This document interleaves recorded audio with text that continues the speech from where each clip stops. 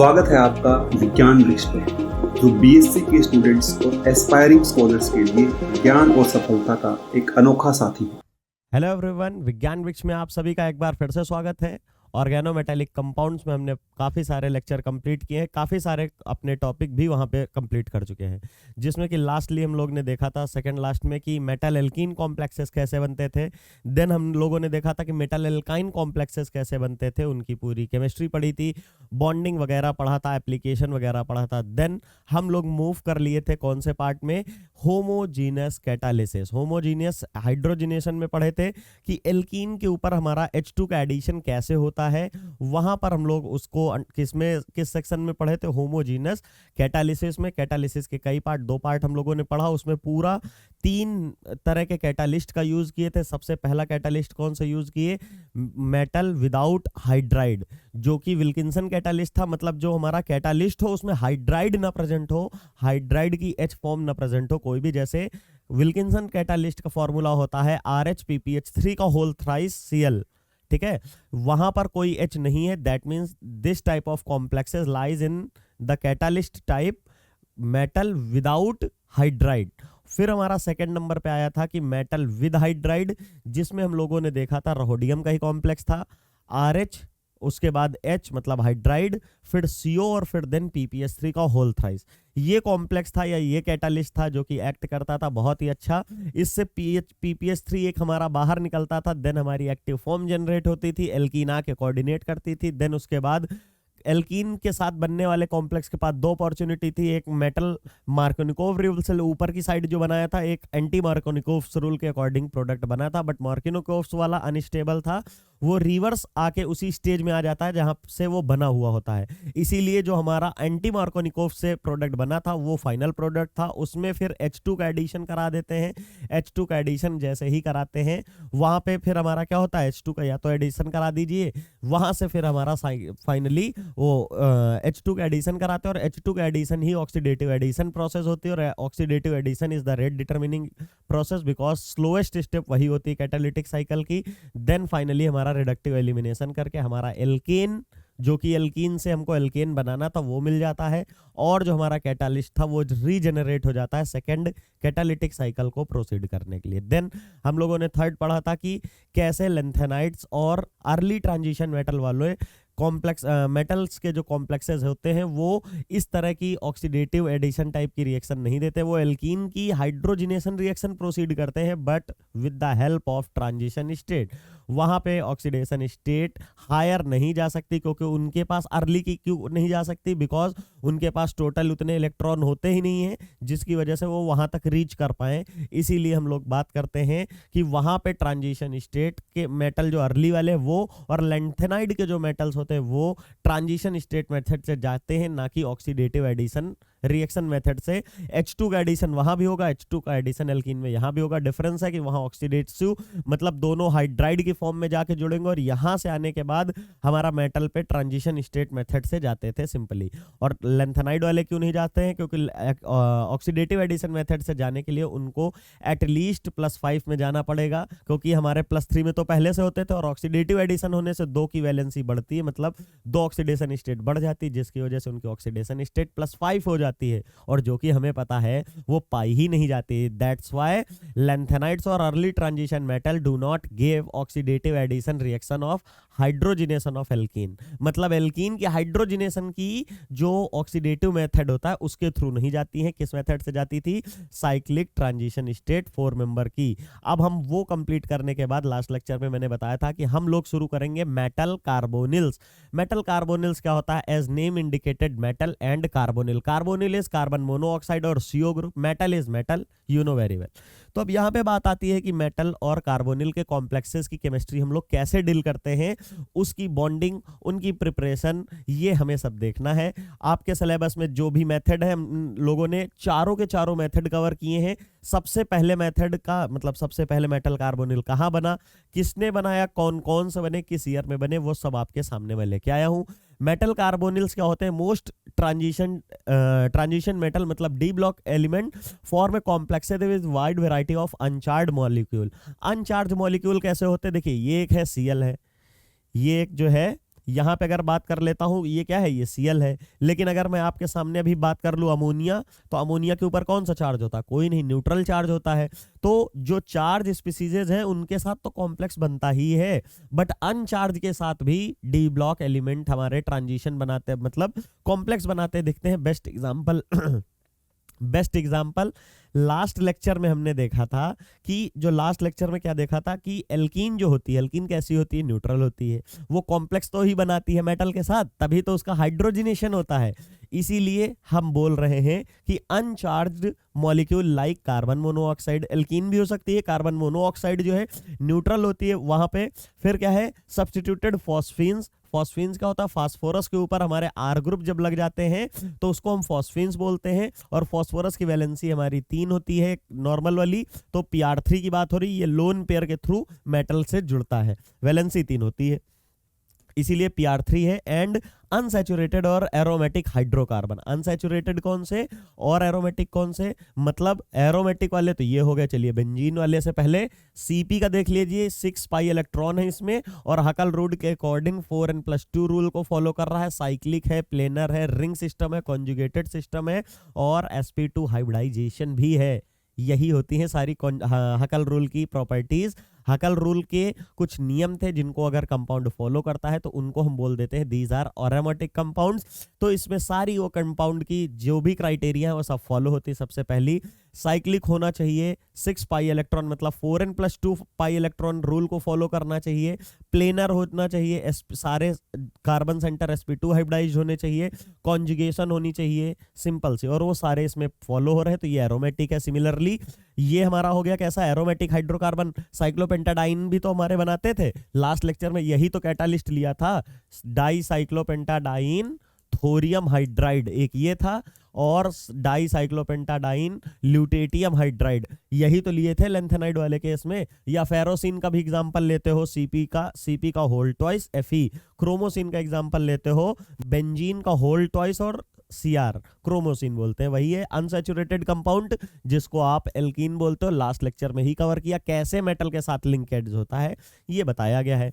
In majority of this metal atom is either in zero oxidation state और another लो oxidation state. मैंने बताया था कि जो CO ग्रुप होता है, PPH3 ग्रुप होता है, एल्कीन होते हैं, ये सब का ऑक्सीडेशन स्टेट कितना होता है, 0 होता है। क्योंकि एक लाइन लिखाई थी कि जितने भी लिगेंड, आप मोस्ट इंपॉर्टेंट लाइन डाल के याद भी कर सकते हैं कि जितने भी ligand non bonded electron pair मतलब लोन पेयर से किसी भी मेटल से जुड़ते हैं या पाई बॉन्ड से जुड़ते हैं, पाई इलेक्ट्रॉन डेंसिटी से जुड़ते हैं, वो मेटल की ऑक्सीडेशन स्टेट नहीं बढ़ाते हैं। सिंपल सी चीज है, फिर से रिपीट कर रहा हूं, सुन लीजिए। जितने भी लिगेंड हमारे non bonded electron pair electron density से जुड़ेंगे, मतलब लोन पेयर से अगर मेटल से जुड़ रहे हैं वो वाले, और जो पाई इलेक्ट्रॉन डेंसिटी है उससे अगर मेटल से जुड़ रहे हैं वो वाले लिगेंड, कभी भी ऑक्सीडेशन स्टेट मेटल की नहीं बढ़ाते हैं या खुद की, वो जीरो ऑक्सीडेशन स्टेट हम उनको कंसीडर करते रहते हैं।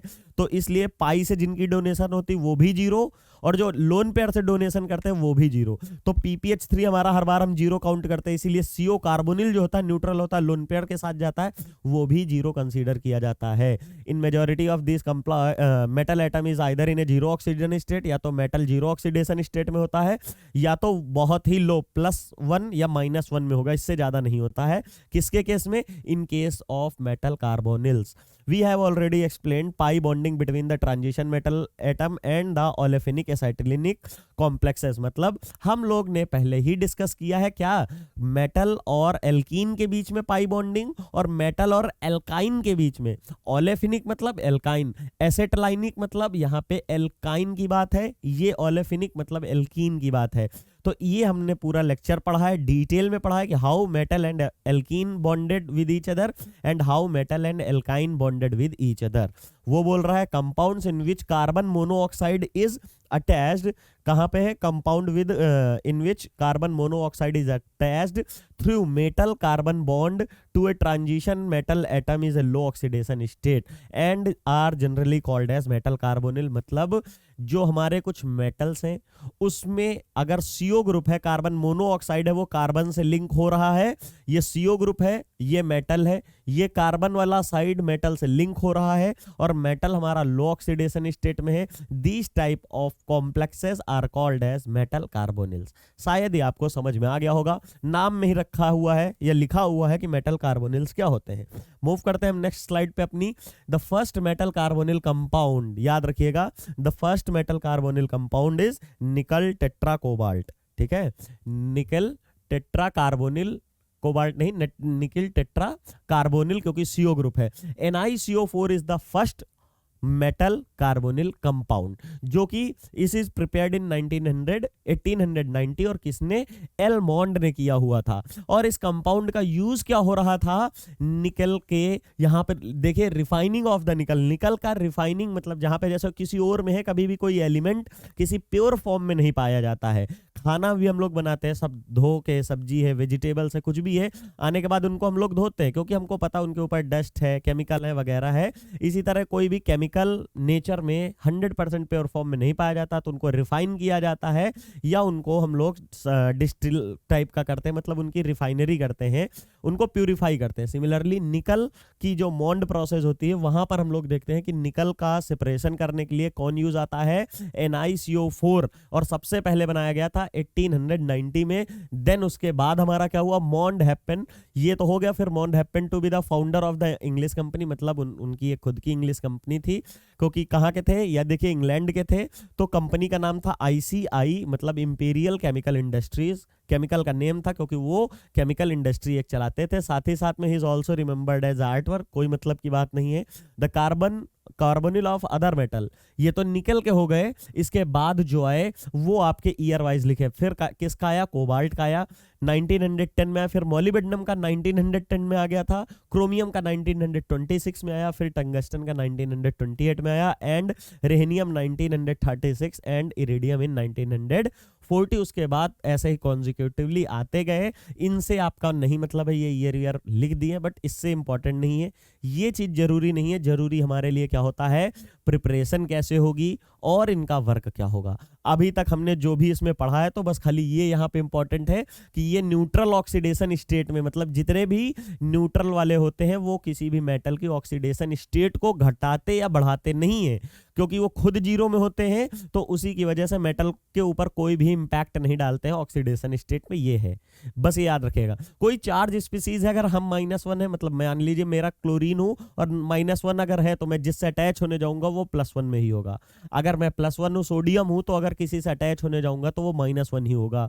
लेकिन मैं अगर न्यूट्रल हूं, तो ट्रांजिशन मेटल के साथ लिंक हो रहा है, तो मैं न्यूट्रल हूं, जीरो ऑक्सीडेशन स्टेट है, तो उसके ऊपर भी जीरो ऑक्सीडेशन स्टेट होगी। और इंपॉर्टेंट चीज क्या है, कभी ऑक्सीडेशन स्टेट किसी लिगेंड की वजह से जीरो होगी, ये चेक करने के लिए देख लीजिए, या तो लोन पेयर से लिंकिंग हो रही हो या पाई बॉन्ड से लिंकिंग हो रही हो, तो वो ऑलवेज जीरो उसके ऊपर इंपैक्ट डालेगा। और कार्बोनिल या फॉस्फीन हमारे, ये तो फॉस्फीन किससे जुड़ता है, लोन पेयर से, ये किससे जुड़ता है, कार्बन के ऊपर लोन पेयर, आगे स्ट्रक्चर बना दिखाऊंगा, वो भी लोन पेयर से, तो दोनों न्यूट्रल ही होते हैं। एल्कीन किससे जुड़ती है, पाई बॉन्ड से, इसलिए वो भी न्यूट्रल होती है। इतना भी हम लोगों ने समझा है। इसको देखने के बाद क्या है, यहाँ पे हम लोग in order to understand the bonding in a metal carbonyl, अब हमको मेटल कार्बोनिल को जानने के लिए सबसे पहले मेटल तो हमें पता है, मेटल में तो कोई चेंजेस होंगे नहीं, वही s ऑर्बिटल, वही p ऑर्बिटल, वही d ऑर्बिटल, sp से कोई मतलब नहीं है, मेन मतलब होता है d से, उसी की बॉन्डिंग देखना है। लेकिन दूसरा पार्ट इसका क्या है, कार्बोनिल, मेटल कार्बोनिल, तो मेटल से तो कोई बहुत दिक्कत ही नहीं, डी ऑर्बिटल हमें पता है, मेन है कार्बोनिल। क्या है, कार्बोनिल की बॉन्डिंग हमें देखनी होती है। फिर हमने देखा कि स्ट्रक्चर ऑफ कार्बन मोनोऑक्साइड हमें देखना है, तो carbon monoxide have outer 10 electron in valence electron, मतलब वैलेंस शेल, जो उसकी आउटर, आप बताइए कार्बन का इलेक्ट्रॉन काउंट कितना होता है, कार्बन का होता है 6, ऑक्सीजन का होता है 8, तो यहाँ पे 1s2 और इसमें भी 1s2, इनको नहीं काउंट करेंगे क्योंकि ये इनर सेल में है। वैलेंस सेल कौन सी है इनकी, 2 वाली है, तो 2 वाली है, तो इसमें होता है 2p2 और इसमें होता है इसमें होता है 2p4, यहाँ पे ये 2p4 होता है और इसमें हो जाएगा आपका 2p6। ठीक है, ये हमारी कार्बन की है, ये हमारी ऑक्सीजन की देखने को मिलेगी। सिंपल से आपके सामने मैंने कंपाउंड का सारा रख दिया है डिटेल। जैसे ही इसके वैलेंस इलेक्ट्रॉन 10 हो गए, 10 इलेक्ट्रॉनों का अब हमको देखना पड़ेगा बॉन्डिंग कैसे होती है। The structure of a carbon monoxide can be expressed as a resonance hybrid, मतलब जो CO स्ट्रक्चर होता है उसके 2-3 स्ट्रक्चर हम लोग बनाते हैं। ठीक है, अलग अलग तरीके से। उसमें से कौन सा, उसमें से रेजोनेंस हाइब्रिड होता है the most important contribution come from the valence bond structure with A triple bond, वो वाला हम कंसीडर करेंगे। उसके 2-3 CO ग्रुप के, जैसे मान लीजिए आप बेंजीन के लिए पढ़ते हैं, बेंजीन के लिए ये वाला एक स्ट्रक्चर पढ़ते हैं, दूसरा ये वाला पढ़ते हैं, एक मिनट, जिसमें पाई बॉन्ड इस जगह हो, और तीसरा कौन सा पढ़ते हैं, ये वाला पढ़ते हैं। मतलब वो रेजोनेट हो रहा है, ना ही ये ज्यादा इंपॉर्टेंट ना ही ये ज्यादा इंपॉर्टेंट, सारी प्रॉपर्टियों को एक्सप्लेन करता है ये। इसकी वजह से बॉन्ड लेंथ ही नहीं डिफाइन हो पाएंगी, इसकी वजह से ये वाली बॉन्ड तो डबल बॉन्ड है तो छोटी होगी, ये वाली सिंगल बॉन्ड है तो लंबी होनी चाहिए, लेकिन ऐसा नहीं होता है। हम लोग बेंजीन में देखते हैं सारी की सारी बॉन्ड लेंथ 1.39 एंगस्ट्रॉम की होती हैं या 139 पिकोमीटर की होती हैं, ना ही सिंगल ना ही डबल। सिंगल की कितनी होती बताया था 154, और डबल बॉन्ड की कितनी होती है 134, और दोनों के बीच में हमारा किसका आता है, बेंजीन का 139, जो कि नियर अबाउट 1.5 का बॉन्ड ऑर्डर शो करता है। ठीक है, तो यहाँ पे है मोस्ट इंपॉर्टेंट वाला हमारा ये होता है कार्बोनिल का स्ट्रक्चर। इस कार्बोनिल के स्ट्रक्चर में क्या देखने को मिल रहा है, ऑक्सीजन के ऊपर लोन पेयर है और कार्बन के ऊपर है। अब कहेंगे सर ये हमेशा अगर दोनों के पास एक एक लोन पेयर है तो why cannot oxygen donate its electron to the metal, why only carbon donate its electron to the metal? इसका भी रीजन है, जब दो एटम है, कार्बन है एक ऑक्सीजन है, you know very well oxygen is a more electronegative atom, और जो मोर इलेक्ट्रोनेगेटिव एटम होगा तो वो अपने ऊपर जो भी चार्ज होगा, मतलब निगेटिव चार्ज होगा, वो क्या करेगा, उसको खींच के रखेगा। तो ये वाली जो इलेक्ट्रॉन डेंसिटी होगी, ऑक्सीजन मोर इलेक्ट्रोनेगेटिव है तो उस चार्ज को, उस इलेक्ट्रॉन को अपने पास बाउंड ज्यादा रखेगा फोर्सफुली, क्योंकि उसकी इलेक्ट्रोनेगेटिविटी ज्यादा है। Tendency to attract share pair of electron is called electronegativity. तो वो जो इलेक्ट्रॉन है उसको ज्यादा बाउंड रखेगा, लेकिन कार्बन की कम है तो वो तो लूजली बाउंड रखेगा, लूजली रखेगा, और लूजली रखेगा तो इजी डोनेशन होगा in comparison to oxygen. Therefore always carbon donate to the metal not oxygen, कभी नहीं देखेंगे आप ऑक्सीजन को देते हुए। यहां पे आप, इसीलिए मैंने देखे मेटल के साथ बॉन्ड बनाया, जैसे ही इसने अपने बॉन्ड इसको दिए, कार्बन के ऊपर positive charge, partial positive charge, इसके ऊपर निगेटिव चार्ज आया। ऑक्सीजन का जो लोन पेयर था वो एज सच वैसे ही रहेगा। इसी की रेजोनेटिंग फॉर्म अगर बनाइए, रेजोनेटिंग फॉर्म मतलब ये जो निगेटिव चार्ज है ये अगर आगे मूव कर जाए तो यहाँ डबल बॉन्ड, और ये वाला इसके ऊपर चला जाएगा, मतलब इसके ऊपर, मतलब ऑक्सीजन के ऊपर, और ऑक्सीजन के ऊपर चला जाएगा तो ऑक्सीजन के ऊपर ये जो दो चार्ज दिखाया निगेटिव दिखा सकते हो, ये हमको दिखाने थे, ये हमारा चार्ज होता है, इतना होता है। ये एक ये रेजोनेटिंग फॉर्म इन दोनों की आपके सामने बना रखा है। अब इससे आगे बढ़ने से पहले आपको बता देते हैं, विज्ञान वृक्ष आपके लिए लाया है एप्पल स्टोर और प्ले स्टोर पे अपना खुद का विज्ञान वृक्ष ऐप, जिसको आप डाउनलोड कर सकते हैं और आप full semester course easily download कर सकते हैं और वहां से जाके फुल सेमेस्टर कोर्स परचेज कर सकते हैं, जहां पे मिलता है आपको वेल मैनेज्ड एक प्लेटफॉर्म पे, मतलब आपका बीएससी का सिलेबस, आप जिस भी सेमेस्टर में आप पढ़ रहे हैं, आपको आपके सेमेस्टर के अकॉर्डिंग, आपके टॉपिक के अकॉर्डिंग और आपके यूनिवर्सिटी वाइज आपका सिलेबस वहां है। आप अपनी यूनिवर्सिटी को क्लिक करिए और सेमेस्टर क्लिक करिए और अपना कोर्स परचेज कर सकते हैं, जिसकी वैल्यू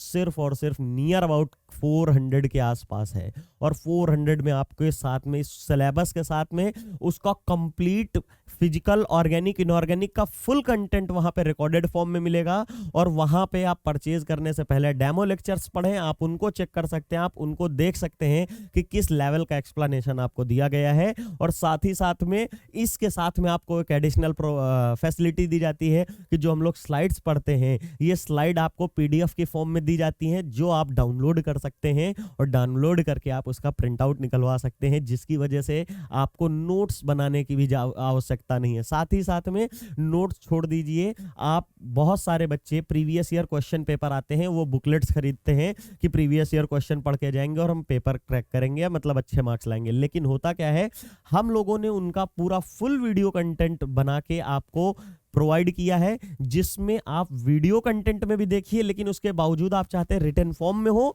तो जो हम जैसे सॉल्व कराते हैं तो उसकी भी पीडीएफ आपको देते हैं, जिसको आप प्रिंट आउट निकलवा सकते हैं इजीली। और ये सब मिलता है सिर्फ और सिर्फ नियर अबाउट 400 के अंदर आपको। साथ ही साथ आप में से कई बच्चे ऐसे होंगे जो अपनी हायर एजुकेशन बहुत अच्छे कॉलेज या यूनिवर्सिटी से करना चाह रहे होंगे, सेंट्रल यूनिवर्सिटी से, तो उसके लिए एग्जाम होता है CUET PG। CUET PG में अगर आप एडमिशन लेते हैं, मतलब उसके थ्रू अगर कहीं एडमिशन लेते हैं तो आपको इंडिया की टॉप यूनिवर्सिटीज़ में और सेंट्रल यूनिवर्सिटीज़ और कॉलेजेस में एडमिशन मिलता है। साथ ही साथ में आप में से बहुत सारे ऐसे बच्चे होंगे जिनका सपना होगा आईआईटी जाने का, एनआईटी जाने का, तो उस सपने को साकार करने में विज्ञान वृक्ष आपकी मदद करता है। बिकॉज जिससे इसकी हम लोगों ने फीस इतनी अफोर्डेबल रखी है, बिल्कुल मिनिमम, उसी तरीके से इन दोनों कोर्सेज की भी हम लोगों ने फीस बहुत मिनिमम रखी है। आप जाके अपनी तैयारियों को बहुत अच्छा प्रिपेयर करिए और साथ ही साथ में जितना सिलेबस आना चाहिए एक पैटर्न वाइज क्रिएट किया गया है, जिससे हार्ड वर्क ना करें, आप स्मार्ट वर्क करके एग्जाम क्रैक करें आसानी से। साथ ही साथ में आप लोगों को दी जाती है इन एग्जाम्स की प्रिपरेशन की टेस्ट सीरीज, जिससे आप अपनी प्रिपरेशन को ऑल ओवर इंडिया लेवल पे टेस्ट कर सकते हैं अदर स्टूडेंट के कंपैरिजन में। आप कहाँ पे लैग कर सकते हैं वो गलतियां देख सकते हैं। साथ ही साथ में आप जब रियल टाइम पे एग्जाम देने जाते हैं तो वहाँ पे आपका एग्जामोफोबिया आपको नहीं फील होता है, because you are already done nearly 20 to 30 test. और जब आप 20 to 30 टेस्ट दे चुके होते हैं तो वहाँ पे जब दे रहे होंगे तो वो 31 हो जाएगा, आपको कोई हेजिटेशन नहीं होगी।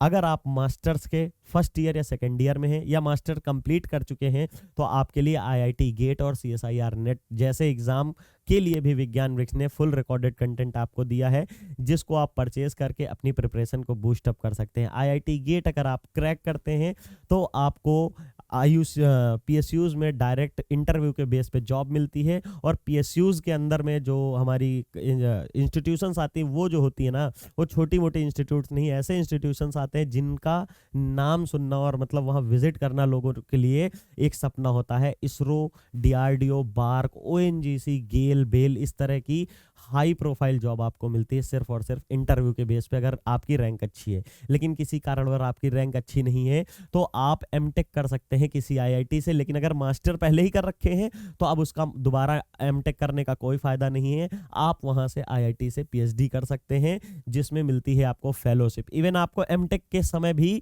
फेलोशिप मिलती है और इसमें पीएचडी के समय भी आपको फेलोशिप मिलती है, तो आप दो में से किसी को भी ज्वाइन कर सकते हैं अपने अकॉर्डिंग। साथ ही साथ में अगर आप कहीं भी, आप में से कई बच्चों का पैशन होता है टीचिंग, वो अपना टीचिंग को प्रोफेशन बनाना चाहते हैं, तो उसके लिए मोस्ट इंपॉर्टेंट एग्जाम होता है सीएसआईआर नेट, जिसके लिए विज्ञान वृक्ष ने बहुत ही कम कीमतों पे आपको ये कोर्स भी अवेलेबल कराया है, और साथ में इनकी भी टेस्ट सीरीज असाइनमेंट डीपीपी भी देते हैं, जिनको आप एक चैप्टर करिए और उसके बाद उनके खूब सारे क्वेश्चन प्रैक्टिस करिए, ढेर सारे, क्योंकि आपको अभी बता देते हैं थियरी पढ़ने से कोई फायदा नहीं होगा, साथ साथ में आप प्रैक्टिस करिए तो आपको बहुत सारी डीपीपी मतलब डेली प्रैक्टिस प्रॉब्लम्स मिलेंगी। आपने कोई भी टॉपिक पढ़ा, ओएमसी पढ़ी, तो ओएमसी के आपको 10 से 15 डीपीपी मिल जाएंगे, मतलब हर डीपीपी में नियरली 10 से 15 क्वेश्चन होंगे, तो 15 into 15 कर लीजिए आपके सारे इस तरह के, आपको इतने नंबर ऑफ क्वेश्चंस मिलेंगे सिर्फ एक टॉपिक के। इसी तरह सारे अलग अलग टॉपिक्स के आपको क्वेश्चन करने को मिलते हैं, जिससे आप अपनी प्रिपरेशन को बूस्ट अप कर सकते हैं। तो विज्ञान वृक्ष ऐप तुरंत डाउनलोड करें और वहां से कोर्स परचेज करें। ठीक है, तो यहाँ पे हम लोग प्रिपरेशन ऑफ मेटल कार्बोनिल पढ़ेंगे। अभी देखा क्या इंट्रोडक्शन, अब देखेंगे प्रिपरेशन। सबसे पहला और इंपॉर्टेंट मेथड है डायरेक्ट मेथड। बहुत सारे मेथड है, सबसे इंपॉर्टेंट मेथड डायरेक्ट मेथड, जहां से पहले बनाया गया था। कुछ नहीं करते हैं, यहाँ प्योर मेटल लेते हैं, चाहे जो हो, ट्रांजिशन मेटल ही हम पढ़ रहे हैं। निकल ले लेंगे, कभी आयरन ले लेंगे, कभी क्रोमियम ले लेंगे, कभी मैंगनीज ले लेंगे। उसमें क्या करेंगे, सीधा का सीधा कार्बोनिल डालेंगे, मतलब सीओ ग्रुप, कार्बन मोनोऑक्साइड। बस प्रॉब्लम क्या है, इसमें टेम्परेचर राइज रखना पड़ता है, रूम टेम्परेचर पे रिएक्शन नहीं होती है। आप देखिए सिर्फ ये वाली रिएक्शन जिसको हमने पढ़ा, मॉन्ड प्रोसेस। मॉन्ड प्रोसेस जो है, इंग्लिश साइंटिस्ट थे, इंग्लैंड के थे, जिन्होंने बनाया 1890 में। तो ये प्रोसेस ही हमारी थी मॉन्ड प्रोसेस, और ये हमारी रूम टेम्परेचर पे हो गई थी, और प्रेशर भी है बहुत ज़्यादा नहीं देना पड़ा, और 1 बार पे ही हो गई। उसके अलावा ये जो डायरेक्ट मेथड वाला होता है, इसमें से नियरली सब में टेम्परेचर राइज रखना पड़ता है। सिमिलरली Fe+5CO, मतलब हमारा आयरन के साथ, हमको पता है आयरन के साथ जब हम बनाते हैं तो FeCO5 पढ़ते हैं, क्रोमियम के साथ बनाते हैं तो क्रोमियम का CO6 पढ़ते हैं, Na के साथ बनाते हैं तो 4 पढ़ते हैं। ये सिंपल सी चीज है, आपके सामने मैंने कॉम्प्लेक्स लिखा, ये है डायरेक्ट मेथड। इंपॉर्टेंट चीज यहाँ पे लिखी हुई है शॉर्ट में, ये थोड़ा टॉक्सिक होता है और इसको हैंडल बहुत केयरफुली करना पड़ता है। ये टॉक्सिक हमारे केमिकल होते हैं, कौन से, NiCO4 जो कि मॉन्ड्स कैटालिस्ट है, मॉन्ड्स रिएजेंट है, या मॉन्ड्स कॉम्प्लेक्स है, और FeCO5 सिंपली। सेकेंड टाइप का हम मेथड देखेंगे, रिडक्शन। रिडक्शन से कैसे बनाएंगे, रिडक्शन होता क्या है मैंने आपको बताया था, जो भी ऑक्सीडेशन स्टेट हो उससे लोअर लोअर स्टेट में चला जाए उसी को रिडक्शन बोलते हैं। जिस स्टेट में उससे हायर ऑक्सीडेशन स्टेट में चला जाए तो उसे ऑक्सीडेशन बोलते हैं। 0 से +1 में जाएगा तो ऑक्सीडेशन स्टेट बढ़ रही तो ऑक्सीडेशन, और 0 से -1 की तरफ जा रहा है मतलब वहां रिडक्शन। क्लोरीन एक इलेक्ट्रॉन लेके -1 में जाता है, वहां रिडक्शन होता है। सोडियम एक इलेक्ट्रॉन को लूज करके +1 में जाता है, वहां ऑक्सीडेशन होता है। तो रिडक्शन हो रहा है तो हायर से लोअर ऑक्सीडेशन स्टेट में आएगा। मेटल सॉल्ट क्या होते हैं? कोई भी मेटल और उसके साथ क्लोराइड ले लो, नाइट्रेट ले लो, सॉल्ट ले लो, सल्फेट ले लो, ये सब सारे सॉल्ट ही होते हैं। तो हम क्लोराइड जनरली क्लोराइड ब्रोमाइड ही लेते हैं या हेलोजन ही लेते हैं, उनको ही सॉल्ट बोल लेते हैं। तो मेटल सॉल्ट लेंगे, साथ में रिड्यूसिंग एजेंट लेंगे और प्लस हम CO। कई बार रिड्यूसिंग एजेंट हमारा CO खुद ही रिड्यूसिंग एजेंट बन जाएगा और हम CO का यूज करेंगे। Mononuclear and polynuclear metal carbonyl are prepared by this process. बहुत आसानी से हम लोग बना सकते हैं और इस प्रोसेस को बोलते क्या है? Reductive carboxylation. रिडक्टिव कार्बोनिलेशन बोलते हैं। रीजन क्या है? क्योंकि मेटल की जो ऑक्सीडेशन स्टेट है वो रिड्यूस होती है तो उसका रिडक्शन हो रहा होता है। और कार्बोनिलेशन इसलिए बोलते हैं क्योंकि मेटल हम लेते किस फॉर्म में है? मेटल सॉल्ट, मेटल हेलाइड, लेकिन उसके हेलाइड निकल गए, क्लोराइड निकल गए, या सॉल्ट का जो भी निगेटिव आयन है, नाइट्रेट है, तो वो निकल गया। ऐड क्या हुआ? कार्बोनिल ऐड हुआ रिडक्शन, ऐड हुआ कार्बोनिल, नाम रख दिया रिडक्टिव कार्बोनिलेशन। फिर से बोल रहा हूं, समझिए। मेटल का होता रिडक्शन है और मेटल के साथ जो निगेटिव पार्ट जुड़ता है उसका, मान लीजिए क्लोरीन है, ब्रोमीन है, नाइट्रेट है, वो निकलेगा तो उसकी प्लेस में आ कौन रहा है? निगेटिव पार्ट की कार्बोनिल आ रहा है और मेटल का हो रहा है रिडक्शन, तो इसीलिए नाम हुआ रिडक्शन और कार्बोनिल आने की वजह से reductive carbonylation. Reductive carbonylation in which a transition metal in high oxidation state में था is reduced to 0 oxidation state. क्यों 0 ऑक्सीडेशन स्टेट में होगा? क्योंकि जब तक हेलोजन थे तो -1 चार्ज होता है तो मेटल के ऊपर प्लस भेज दिया, तो 5 क्लोरीन जुड़े हैं तो मेटल के ऊपर +5 होगा। लेकिन हमें पता है कार्बोनिल के ऊपर जो चार्ज होता है वो कितना होता है? वो 0 होता है। तो चाहे 5 कार्बोनिल जोड़िए, चाहे 10 कार्बोनिल जोड़िए, चाहे 2 कार्बोनिल जोड़िए, ओवरऑल मेटल कैसा होगा? न्यूट्रल होगा। सिमिलरली यहां पे बोला गया है कि हाई ऑक्सीडेशन स्टेट से रिड्यूस हो जाता है 0 oxidation state in the presence of carbon monoxide, carbon monoxide की प्रेजेंस में, और इसी को ही रिडक्टिव एलिमिनेशन कार्बोनिलेशन बोलेंगे। रिडक्शन हो रहा है, हायर ऑक्सीडेशन स्टेट से लोअर आना, रिडक्शन, इसीलिए उसको रिडक्टिव कार्बोनिलेशन बोल दिया। लोअर से अगर हायर ऑक्सीडेशन स्टेट में कोई जाता है तो उसे ऑक्सीडेशन कहते हैं। आपके सामने मैंने कुछ कॉम्प्लेक्स लिखे हैं, CrCl3 प्लस एल्यूमिनियम, एल्यूमिनियम के साथ में CO, ये कैटालिस्ट की तरह काम कर रहा है रिड्यूसिंग एजेंट के साथ में, और CO ग्रुप है और ये हमारा सॉल्ट है। कोई भी हैलाइड ले लो, नाइट्रेट ले लो। अब होगा क्या? इसके सारे क्लोरीन जो है, इसके सारे क्लोरीन किसके साथ चले जाएंगे? एल्यूमिनियम के साथ चले जाएंगे, और ये वाले CO हमारे इसके साथ आ जाएंगे। और थोड़ी देर पहले ही बताया था कि जब भी क्रोमियम की बात आती है तो क्रोमियम कितने CO बनाता है? 6 बनाता है। निकल कितना बनाता है? 4 CO बनाता है। Fe कितने बनाता है? Fe हमारा 5 बनाता है, आपके सामने लिखे हुए हैं। ये हमारा क्या है? सिर्फ मोनोमर नहीं बनाएगा, डाइमर ट्राइमर वाले भी बनाएंगे। यहाँ पे कोबाल्ट है, कोबाल्ट के साथ 3 है, H2 की प्रेजेंस में 8 कार्बोनिल लेंगे तो हमें एक इंपॉर्टेंट कैटालिस्ट मिलेगा, जो कि हम लोग हाइड्रोफॉर्माइलेशन रिएक्शन जो पढ़ते हैं वहां पे एज ए कैटालिस्ट यूज होता है, जिसका नाम डाई कोबाल्ट ऑक्टा कार्बोनिल होता है। शायद ये आपको समझ में आ गया होगा। सिमिलरली यहाँ पे रेहनियम का है और रेहनियम के इसके ऑक्सीजन के ऊपर होता है -2 और टोटल है 7 तो -14 हो गया। और यहाँ पे कितने हैं? 2 है, मतलब एक के ऊपर कितना हो गया? +7 हो गया। होना 14 है लेकिन 2 है तो दोनों में एक की कितनी हो गई? +7। याद करिए है किसका? मैंगनीज, मंतक रे, M मंतक रे। ये कितना होता है? 4s2 3d5, और इसका क्या हो जाएगा? 6s2 और 5d5। तो 5 ये इलेक्ट्रॉन, 2 इलेक्ट्रॉन ये, 5 2 7, पूरे के पूरे इलेक्ट्रॉन ही गायब हो गए और ऑक्सीडेशन स्टेट हो गई +7, मतलब सारे के सारे इलेक्ट्रॉन इसने लूज कर दिए हैं इस स्टेट में, इस प्रोसेस के होने में। और जैसे ही कार्बोनिल के साथ रिएक्शन होगी तो आपके सामने कॉम्प्लेक्स लिखा है, डाइमर बन गया। जैसे हमारा Mn2CO10 बनता है, ठीक है, ये भी बनता है, उसी ग्रुप का है, तो इसने भी कैसा बनाया? Re2CO10, और इसमें 1 मेटल बॉन्ड भी होता है, याद कर लीजिएगा। OSO5, OS क्या है? याद करिए, अभी पीछे पढ़ा है आयरन वाला, ये लीजिए यहाँ पे।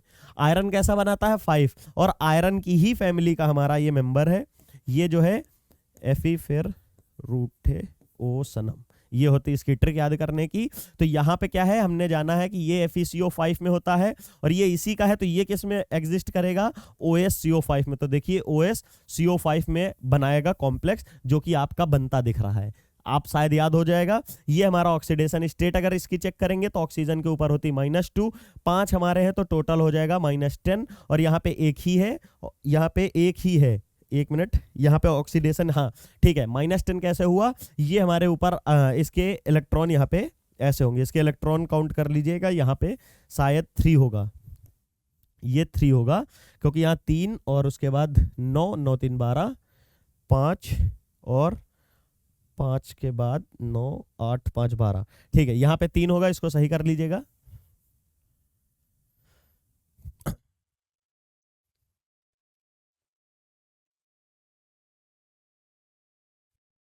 ठीक है, तो OSO5 जुड़ेगा 9CO से और आपको OSO5 दिखता मिलेगा, क्योंकि ये कार्बोनिल हमारा किसका है, अभी बताया FeCO ग्रुप का है, उसी साथ हमारा जैसे FeCO5 बना था उसी तरह ऑस्मियम हमारा पेंटा कार्बोनिल ग्रुप बनाएगा। चलिए नेक्स्ट मूव कर लेते हैं। थर्ड मेथड होता फोटोलिसिस और थर्मोलिसिस, जैसे पीछे में देखा डाइमर टाइमर भी बना रहे थे, मतलब पॉलीमर भी बन रहे थे। सिमिलरली जब फोटोलिसिस करते हैं या थर्मोलिसिस करते हैं, फोटोलिसिस मतलब जब लाइट की प्रेजेंस में रिएक्शन होती है, दैट इज फोटो मतलब लाइट, थर्मोलिसिस मतलब थर्मल मतलब हीट।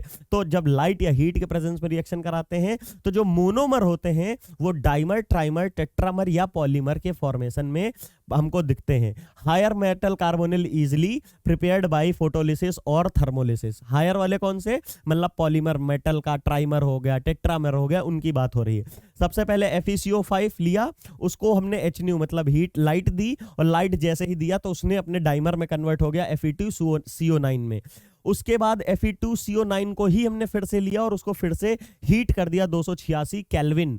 पहले लाइट दी, अब हीट दे रहे हैं, तो वो अपने ट्राइमर में, और फाइनल यही ट्राइमर एग्जिस्ट करता है, यही ट्राइमर एग्जिस्ट करता है Fe3CO12। इसमें 3 मेटल बॉन्ड होते हैं, यहाँ पे Fe, ये आपको याद करने की जरूरत नहीं है, कोई मतलब नहीं, बस मैं बोल देता हूं। यहाँ पे कुछ इस तरह के हमारा साइक्लिक ट्राइमर बनता है, इसमें 3 मेटल बॉन्ड होते हैं। ये CO2 CO8 होता है, यहाँ पे एक मेटल हमारा बॉन्ड होता है, और 4 CO इधर 4 CO इधर, ऐसे कुछ देखने को मिलता है। सिमिलरली जैसे ही इसको हम हीट देते हैं तो हमको क्या CO4 CO12 मिलता है, मतलब एक टेट्रामर मिलता है, आपके सामने ये दिया गया है। फिर हमारा फोर्थ मेथड प्रिपरेशन का मेटल कार्बोनिल का कौन सा है, मिसलेनियस मेथड है, मतलब कई सारे और मेथड भी हैं, इसको हम कंक्लूड कर दिए हैं एक एग्जांपल देके कि base hydrolysis of FeCO5 yields hydride complex carbonyl. Hydride complex कैसे बनेगा, देखिए FeCO5 है और 2 हम इसकी बात कर रहे हैं, यहाँ पे 2 OH की, तो हमें देखने को मिलेगा H FeCO का होल 4 माइनस। ये इसकी अगर आप देखेंगे तो इसकी मैकेनिज्म भी मैं थोड़ा सा शॉर्ट में बता दूंगा। ये अभी मैंने थोड़ी देर पहले ही बताया था आपको कि जब भी हम बोलते हैं FeCO की बात, CO का ये स्ट्रक्चर यहाँ पे बनाया था, एक बार देख लीजिए, ये वाला स्ट्रक्चर बताया था रेजोनेंस, यहाँ C ट्रिपल बॉन्ड O है और यहाँ पे M double bond C double bond O है, ये भी दोनों के एक रेजोनेटिंग स्ट्रक्चर है, तो इसको भी हम रेजोनेटिंग स्ट्रक्चर मानेंगे। इसमें जैसे ही हम OH की इलेक्ट्रॉन डेंसिटी डालेंगे, जैसे ही आपको इसमें डालेंगे, तो हमने बताया जब भी कहीं पे CO ग्रुप दिखे तो वो क्या होता है, इलेक्ट्रोफाइल। ये क्या है, ये है हमारा न्यूक्लियोफाइल, और ये क्या हो गया, इलेक्ट्रोफाइल। यहाँ पॉजिटिव ये इलेक्ट्रॉन डेंसिटी इस पे जाएगी, ये बॉन्ड खुल जाएगा, तो आपको क्या देखने को मिलेगा, आपको कुछ FeCO4 FeCO5 है और यही CO1 है तो CO5 ही। यहाँ पे double bond C O negative, क्योंकि O निगेटिव गया है और आया क्या है OH।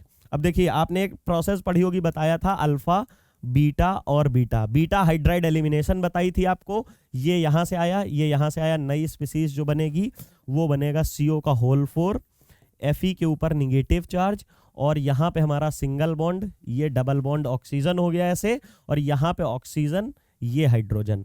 यहाँ पे मेंशन करना चाहिए था, ये है अल्फा, ये है बीटा, ये है बीटा। मेटल के ऊपर निगेटिव चार्ज है, ये तुरंत बीटा हाइड्राइड एलिमिनेशन करेगा, ये इलेक्ट्रॉन डेंसिटी आगे मूव करेगी और ये यहाँ वापस आएगा। तो आपको देखने को क्या मिलेगा, देखिए आपको देखने को मिलेगा FeCO का होल 4, ये तो ऐसे ही है, ये इलेक्ट्रॉन डेंसिटी इसको दी और उसके बाद वापस इसको मिल गई, मतलब एक इलेक्ट्रॉन डेंसिटी मेरे पास थी, मैंने वो किसी को दी और किसी ने मुझे वापस दे दी, मतलब जैसे पहले थे वैसी ही कंडीशन आ गई। मेरे ऊपर +1 चार्ज था, किसी ने मुझे एक इलेक्ट्रॉन दिया, न्यूट्रल हुआ, और फिर वही मैं इलेक्ट्रॉन किसी को दूं तो किस स्टेट में चला जाऊंगा, पॉजिटिव। मतलब अपना इसने निगेटिव चार्ज दिया तो न्यूट्रल हो जाता, लेकिन इसने फिर से इधर से ले लिया, और जैसे ही ले लिया तो यहां पे कौन सा बनेगा, निगेटिव चार्ज बनेगा। और ये देखिए यहां से इलेक्ट्रॉन डेंसिटी जा रही है तो कार्बन के ऊपर पॉजिटिव चार्ज, और यहां से इसका ऑक्सीजन के ऊपर आ रही तो निगेटिव चार्ज, तो क्या बनेगा, C निकल गया यहां से O, और ये पॉजिटिव, और इधर हमारा आया O negative. Positive negative double bond, मतलब ये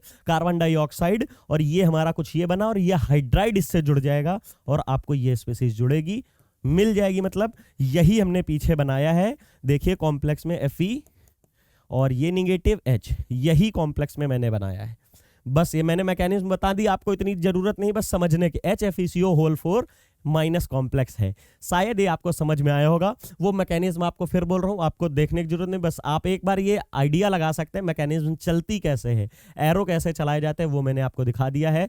यहां से हमारा मेटल कार्बोनिल का आधा पोर्शन कंप्लीट हुआ। Thank you so much.